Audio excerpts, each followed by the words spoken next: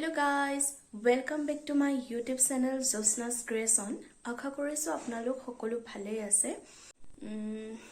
মই এতিয়া শিৱ মন্দিৰলৈ যাবলৈ ওলাইছো কাৰণ মোৰ গা বেয়া হৈ থকা কাৰণে ঘৰত চুৱাইছিলে আৰু শিৱ মন্দিৰত চাকি এগছ আৰু কিবা কিবি ফুল বেলপাত গাখীৰ এনেকৈ দিবলগীয়া আছিলে আৰু তাকে বোলো দি থৈ আহোঁগে আজি সোমবাৰ যিহেতুকে ওচৰতে মন্দিৰ ভাগ আছে তালৈকে যাওঁ আৰু লগত খুৰা ছোৱালীজনী যাব তাই আহিছে এতিয়া বলকচোন যাওঁ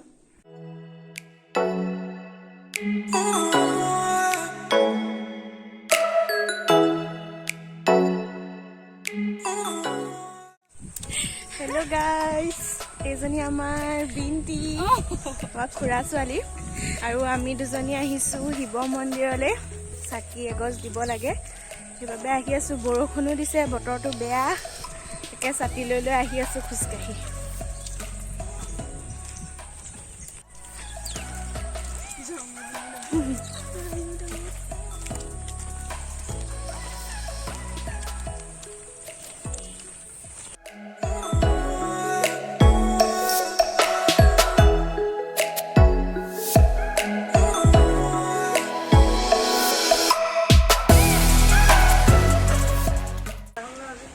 এয়া নবৌ আহিছে ফাৰ্ষ্ট টাইম সোমাইছে আজি গামোচাখন পিন্ধি লোৱা পাৰ্মিশ্যনটো লৈ লোৱা ন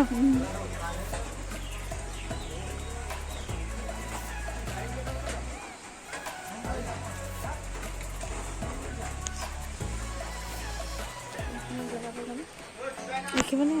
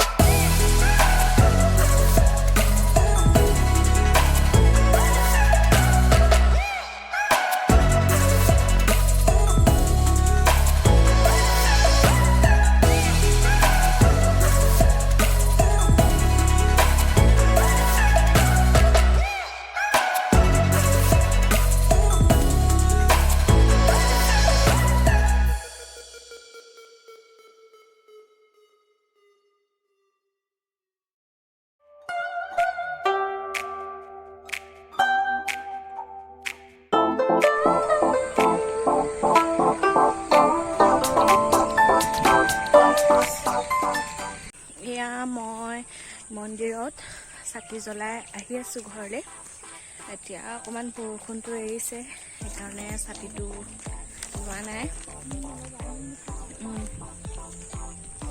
ঘৰ পামেই আৰু সেই স্কুলখনৰ ওচৰতে আছিলে মন্দিৰ ভাগ আমাৰ ঘৰৰ ওচৰৰে দাদা এজনৰ মন্দিৰ হয় তাতে সদায় চাকি জ্বলাই তাতে দি থৈ আহিলোগৈ চাকি গছ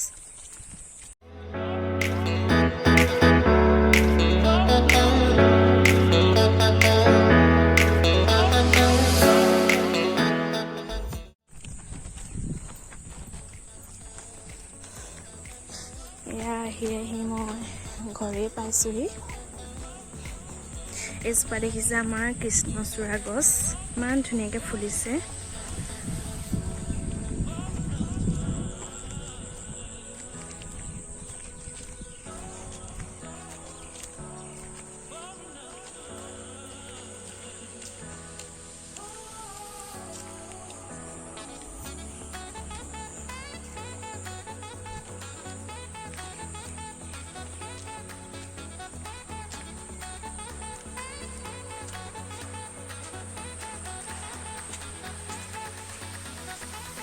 কি হয়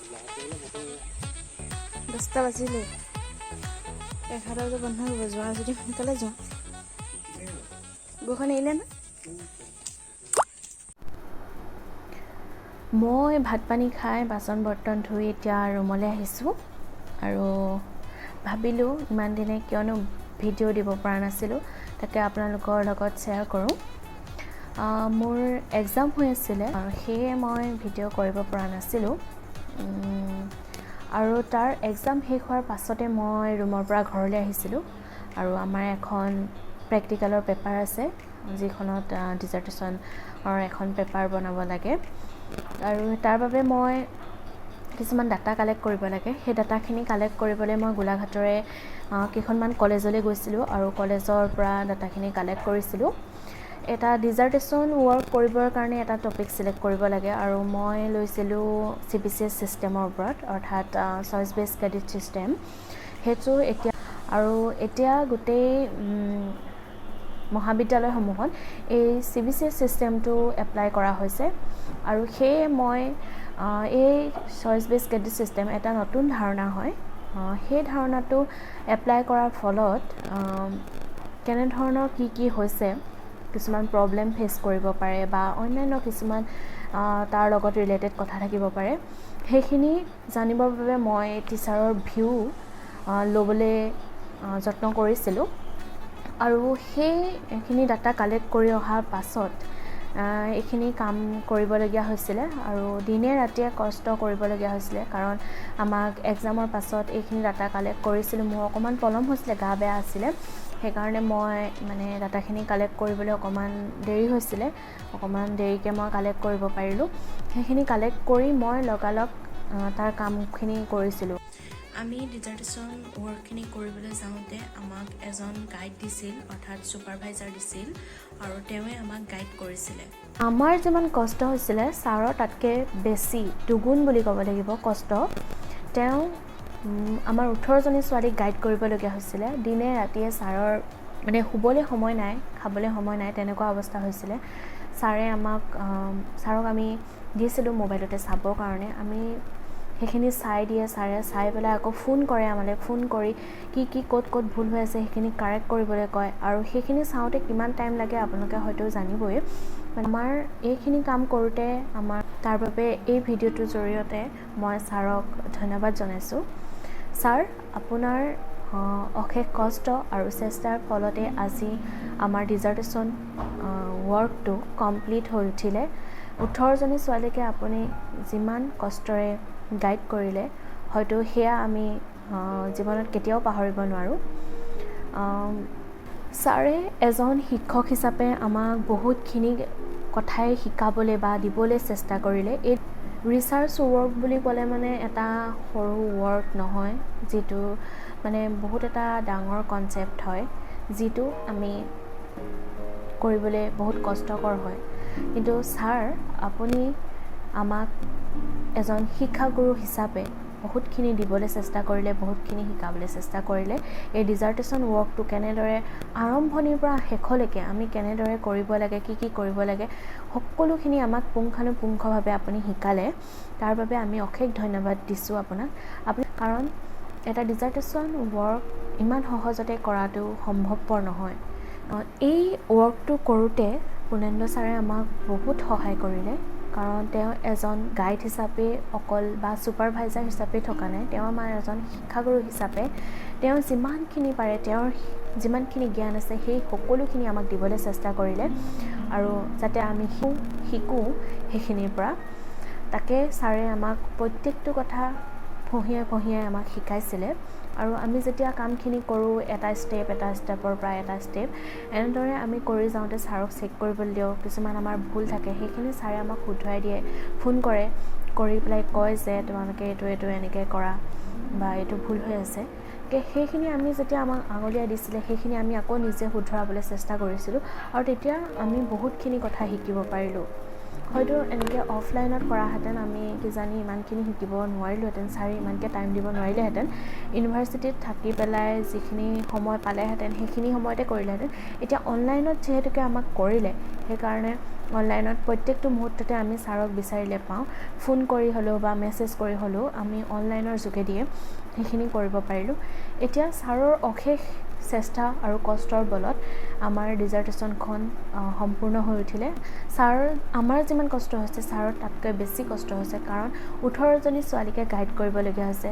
তেওঁলোকে কৰা কামখিনি ছাৰক দেখুৱাইছে, আকৌ ছাৰে 18জনী কামখিনি চাই আকৌ কি ভুল হৈ আছে, কি কৰিব লাগিব সেইখিনি সকলোকে ক'বলগীয়া হৈছে। সেইকাৰণে ছাৰৰ মানে আমাতকৈ বেছি কষ্ট হৈছে।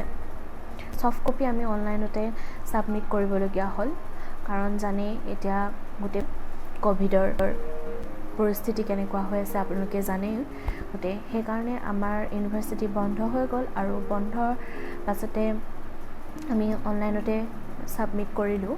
ছাবমিট কৰাৰ পিছত কৰিয়েই মই মানে দিনে ৰাতিয়ে কামখিনি কৰিবলগীয়া হ'ল, যিহেতুকে আমাৰ হাতত বহুত কম সময় আছিলে।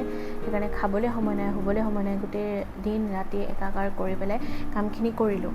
আৰু ৰাতি কেতিয়াবা নুশুলোঁ, মানে যেতিয়া লাষ্ট ছাবমিট কৰিব লাগে তাৰ দুদিনৰ আগত মই দুদিন নুশুলোৱেই। মানে ৰাতিপুৱা 5 বজালৈকে কাম কৰি আকৌ অকণমান সময় শুলোঁ, তাৰপিছত আকৌ উঠি মেলি আকৌ সেইখিনি কাম চাবলগীয়া হ'ল। তাৰপিছত ছাবমিট কৰিলোঁ। কৰি পেলাই সেইখিনি হয়তো ডিজাৰ্টেশ্যন ছফ্ট কপি ছাবমিট কৰাৰ পাছতে মোৰ গা বেয়া হ'বলৈ আৰম্ভ কৰিলে, আৰু ওচৰৰে ডাক্তৰ এজনক দেখুৱালোগৈ, আৰু দেখুৱাই পেলি দৰৱ পাতি দিয়াৰ পিছত প্ৰেছাৰটোও জুখিলে। মোৰ প্ৰেছাৰটো ল', আৰু হয়তো চাগে মোৰ টোপনি ক্ষতি হৈছিলে। দুদিন শুৱাই নাছিলোঁ মই। দিনতো কাম কৰোঁ, দিনত মোবাইলতে কৰিছিলোঁ, লেপটপটো অকণমান মোৰ খেলি মেলি হৈ আছিলে। গোটেইখিনি মোবাইলতে টাইপ কৰিছিলোঁ, টাইপ কৰি ছফ্ট কপি মোবাইলতে মানে অনলাইন যোগে ছাবমিট কৰিলোঁ। কাৰণ বৰ্তমান ক'ভিডৰ যি ভয়াৱহতা, সেই ভয়াৱহতাৰ বাবে আমি ইউনিভাৰ্চিটি যাব নোৱাৰোঁ, বন্ধ হৈছে। গাটো ইমানেই দুৰ্বল হ'ল, মই খাব নোৱাৰা হৈছোঁ, বমি বমি ভাৱ আহে, বমি হৈ যায় খোৱাৰ পাছতে, আৰু গাটো বহুত বেয়া হ'ল। কিন্তু দৰৱ দিলে ডক্তৰে, দৰৱ খাইছোঁ যদিও মানে ভাল পোৱা নাই। জ্বৰেই উঠিছে নেকি, জ্বৰ অনুভৱ হোৱা নাই, কিন্তু গোটেই গাবোৰ বিষ হৈছে। আৰু মই ভাবিছোঁ তেতিয়াই মানে এনেকুৱা গা বেয়া হ'লে মানে এইটো যি পৰিস্থিতি, এই পৰিস্থিতিত ভয়েই লাগে কিজানি ক'ভিডেই হৈছে নেকি। কিন্তু মানে ইমানেই দুৰ্বল হৈ পৰিলোঁ, কিন্তু টেষ্ট কৰিবলৈ যাবলৈ মোৰ মানে ইমানেই দুৰ্বল হৈ পৰিলোঁ, বিচনাৰ পৰা উঠিব নোৱাৰা হ'লোঁ, আৰু সেইকাৰণে ক'ভিড টেষ্ট কৰিবলৈ যাব নোৱাৰিলোঁ। ঘৰতে ট্ৰিটমেণ্ট কৰিলোঁ, বেজী ল'লোঁ, চেলাইন ল'লোঁ, আৰু দৰৱ পাতি খাই এতিয়া মই সুস্থ হৈ উঠিলোঁ 13-14 দিনৰ পাছত। আৰু ভাবিলোঁ এতিয়া যিহেতুকে মই সুস্থ হৈছোঁ, আপোনালোকৰ মাজলৈ ভিডিঅ' আগবঢ়াওঁ বা ব্লগ কৰোঁ বুলি ভাবিছোঁ। গা বেয়া হ'লে মনটো অলপ বেয়া হৈ যায়, তাকে ভাবিলোঁ ভিডিঅ' কৰি কথাবিলাক আপোনালোকৰ লগত শ্বেয়াৰ কৰিলে মনটোৱে কিজানি ভাল লাগে, সেইবুলি ভাবিয়ে ভিডিঅ'টো আৰম্ভ কৰিছোঁ আজি। বৰ্তমান যি ভয়াৱহ পৰিস্থিতি কৰোণাৰ, সেইকাৰণে আপোনালোকে ঘৰতে থাকিব, মাস্ক মাৰি ৰাখিব, চেনিটাইজ কৰি থাকিব, বাহিৰলৈ ওলাই নাযাব।